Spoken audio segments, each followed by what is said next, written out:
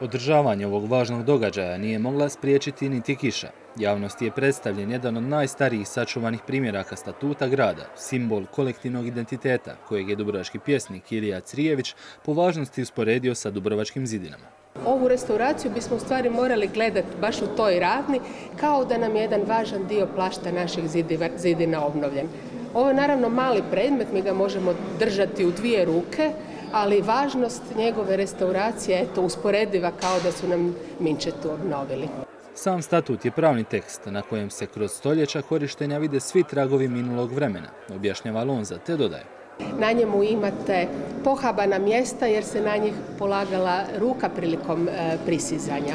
Imate situaciju da su docrtane glavice i ptice u trenutku dok se neko u nekom uredu dosađivao. Imamo zapis o potresu koji je neko htio zabilježiti. Dakle, to je ne samo osnovni pravni zbornik, nego i pečat kolektivnog identiteta i također u stvari jedna kronika dubrovačke prošlosti. Konzervatorsko-restauratorski radovi na statutu su započeli 2009.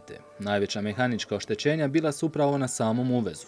Prikazali smo neke nove pronađene detalje tijekom restauratorskih radova.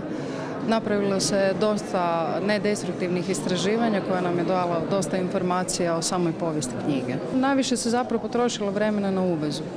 On je najzanimljiviji zapravo na svaki način jer se mijenjao tokom vremena i trebalo je proučiti zapravo njegovu povijest.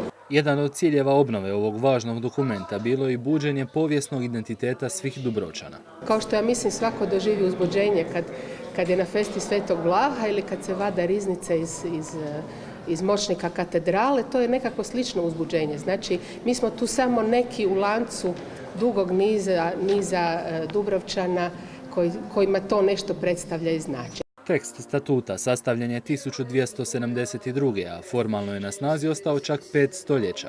Cijena restauracije i konzervacije povijesnog dokumenta iznosila je 500.000 kuna.